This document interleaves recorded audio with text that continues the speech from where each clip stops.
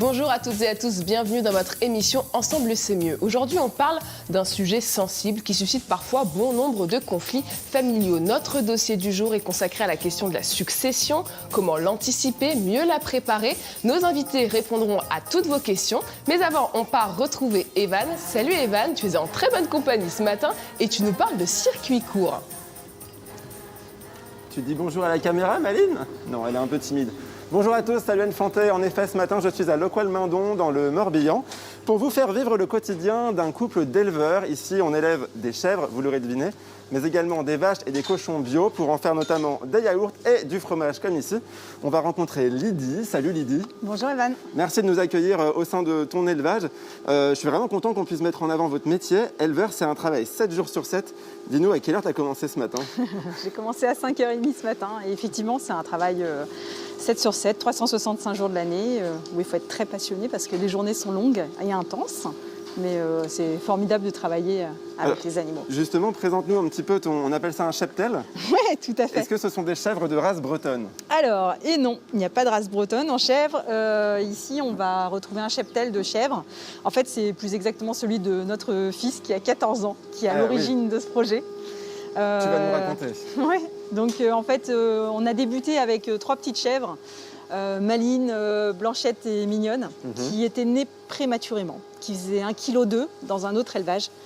Elles étaient destinées malheureusement à partir, en tout cas à ne rien faire de leur carrière. D'accord. Et mon fils m'a regardé avec ses yeux pleins d'amour, il m'a dit « Maman, il faut les prendre !» On est reparti sous le bras avec les 3 chèvres.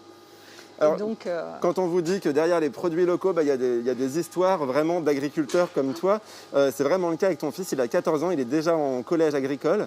Et ce matin, il était avec toi à 5h30. C'est ça. À 5h30, il a fait ses chèvres parce qu'il partait pour faire un stage en maraîchage bio sur Elvin. Et donc, il s'est occupé de tous les animaux ce matin avant de partir à son stage. C'est super. Alors ici, vous avez choisi aussi on va peut-être aller voir les petits veaux. Vous avez choisi de faire un élevage en bio. Qu'est-ce que ça implique comme contrainte pour vous? Alors en fait, la bio, au niveau des contraintes, nous, on ne les voit pas véritablement comme des contraintes. C'est un cahier des charges qu'il faut suivre. C'est plutôt, on est sur le bien-être et en fait, on revient à ce que faisaient nos anciens. C'est-à-dire des choses simples, avec effectivement moins de rendement. C'est sûr qu'aujourd'hui, on a beaucoup moins de rendement. Parfois, je rigole en disant le maïs de mon voisin, il est magnifique, moi je fais du muguet. Oui, d'accord. mais en fait, on revient avec des choses simples, avec du bon sens. Et c'est un cahier des charges qui est par contre très contrôlé par les organisateurs, tous les certificateurs. Donc, mais pour nous, ça a été naturel en fait. C'était de revenir à des choses simples et saines, avec un bien-être animal. Alors, on en reparlera tout à l'heure, mais il y a une saison dans le fromage de chèvre notamment, parce qu'ici non seulement vous faites la traite, mais vous transformez vos produits. Pourquoi avoir eu envie de faire des fromages et des yaourts notamment? Eh bien écoutez, pour nous, la ferme, les animaux, c'est quand même... ça nous donne plein d'amour, mais on a aussi envie de le transmettre, cet amour, cette pédagogie. On avait aussi envie de redorer l'image de l'agriculture auprès du grand public. Donc c'est pour ça que la ferme est ouverte. Elle est ouverte 2 fois par semaine. On montre notre métier. Et puis aussi de créer des produits sains, simples et bons pour la santé. Et en toute transparence, avec des ingrédients très simples. Et bien justement, on va aller voir comment est-ce qu'on fabrique ces yaourts dans quelques minutes. Anne Fantet, c'est à toi. En attendant, la petite chèvre là-bas, elle n'avait pas de prénom. Du coup, on a décidé de la nommer en ton honneur, Anne Fantet. Coucou Anne Fantet. Merci beaucoup pour cet hommage. À tout à l'heure, Evan.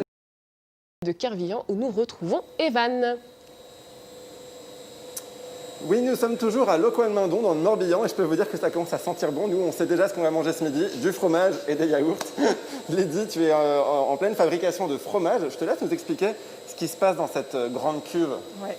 Alors en fait, là, ce qu'il faut bien réaliser, c'est que c'est le lait de la traite d'hier soir et de ce matin qu'on retrouve directement dans cette cuve. C'est hyper frais. C'est hyper frais. C'est donc une cuve fromagère, là où il y a 2000 litres de lait. Donc comment on procède pour faire le fromage? On met donc déjà le lait dedans, ensuite on incorpore des ferments lactiques qui va acidifier le lait. Et ensuite, on va incorporer de la présure. La présure, c'est ce qu'on retrouve dans la caillette du veau. C'est vraiment très naturel. Et donc, ça va venir faire un grand pain de fromage qu'on va venir... Combien de temps ? Quelques minutes quand même, il y a un certain temps. Ensuite, ce pain de fromage, on va venir le découper avec des tranches caillées donc qu'on met sur ses bras agitateurs, qui vont venir donc découper le grand pain et ensuite qui va venir former ces grains de fromage. Bon, je précise, tu t'es lavé les mains avant quand même. Bien sûr. Et maintenant, on va descendre dans la cave à fromage parce que oui, aussi en Bretagne, nous avons des caves à fromage. C'est pas uniquement réservé à la montagne. Il faut faire attention à la caméra. Attention, venez, regardez-moi ça. Alors, qu'est-ce qui se passe dans cette salle, Lydie ? C'est là où ça affine. Exactement. Donc ici, on va retrouver en fait tous les fromages de nos fabrications. Donc on a différents fromages. On a des fromages au piment, des fromages nature, le fromage aux algues qui a eu le prix de la meilleure nouveauté en 2019. À la classe. Oui. J'ai hâte de goûter. Et des fromages à type pâte molle. Ici, en fait, c'est une pièce où on gère l'hydrométrie et la température pour que se développent, en fait, si vous voulez, des bactéries qui fait en fait la couverture du fromage. Je ne sais pas si on peut approcher, mais en tout cas, c'est impressionnant. Voilà. Voit... Et donc là, on aperçoit cette couverture blanche, et en fait, qui s'appelle le géotrichum. Voilà. C'est un champignon. C'est un champignon. Et en fait, en fonction du temps d'affinage et du temps passé dans cette salle, le fromage va avoir un goût différent. C'est ça l'idée ? Tout à fait. En fonction de la température et de l'hydrométrie. Comment est-ce que tu as appris tout ça ? Eh ben, un petit peu à l'école, mais très rapidement. Et puis après, c'est sur le terrain. Parce que ça n'a pas toujours été ton métier d'être éleveuse, fromagère, fabricante de yaourts. Non, du tout. Non, moi, je suis issue du milieu du nautisme et du marketing. Donc oui, je suis autodidacte, on va dire. Je me suis malgré tout formée. Mais à force de faire et de dire... En fait... On rêve fromage, on dort fromage, on parle fromage. Mais on ne sent pas le fromage, on ne sent pas le fromage. Non, on se lave éventuellement. Voilà. Qu'est-ce que tu donnerais comme conseil aux gens qui envisagent une reconversion, puisque c'est ce que tu as fait, pour se lancer ? Est-ce que c'est... Faut pas réfléchir, faut y aller. Ouais, puis il faut être passionné, j'ai l'impression. Oui, c'est ça. Il faut avoir l'envie, il faut donner du sens à ce qu'on fait. Et surtout, il ne faut pas trop réfléchir, parce qu'après, il y a plein de freins qui se mettent en place. Et en fait, on s'aperçoit dans le quotidien que les freins, on en a dans tous les métiers et qu'on peut les lever. Il faut vraiment être proactif et toujours aller de l'avant malgré toutes les difficultés. Et on voit bien cette année dans quelles difficultés nous sommes tous. Bon super, merci Lydie. On va continuer à évoluer dans les fromages. On va aller les déguster cette fois-ci. Anne Fantet, ça ne te dirait pas qu'on se reconvertisse un jour en fromager ? Franchement, moi, ça me donne bien envie. T'embarques avec moi, hein. Tout à l'heure, Evan. On part retrouver Evan qui est aujourd'hui du côté de Locoal-Mendon. Evan. Nous sommes à quelques minutes d'Auray, dans le Morbihan, à Locoal-Mendon, comme tu le disais, Anne Fantet. Et avec Lydie du Petit Fermier de Kervian, nous, on va se régaler des bons produits de la ferme. Lydie, est-ce que tu peux nous présenter ces fromages ? Parce qu'ils n'ont pas la couleur des fromages traditionnels quand même. Il y a quelque chose qui a changé. Explique-nous. Alors en fait, ici, on va retrouver donc 2 fromages au lait de vache. Et ici, ça va être plutôt la gamme chèvre. Donc ici, ça va être la Wessantine. C'est une petite tomate au lait de vache avec des algues dedans.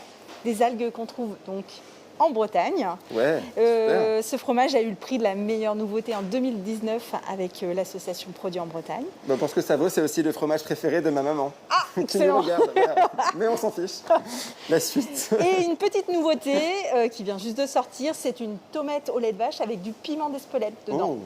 Voilà. Donc qui est-ce qui imagine les recettes ? C'est toi ? Entre autres, on partage avec Vincent, l'équipe aussi, qui disent parfois « Ah tiens, ça serait bien d'essayer ça ».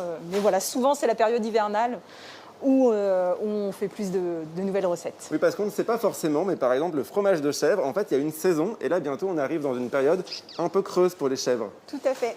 Et oui, effectivement, ça va être la mise en reproduction pour les chèvres. Donc il faut, le lait diminue, a déjà bien sérieusement diminué, puisqu'on est plus qu'à la moitié de la production.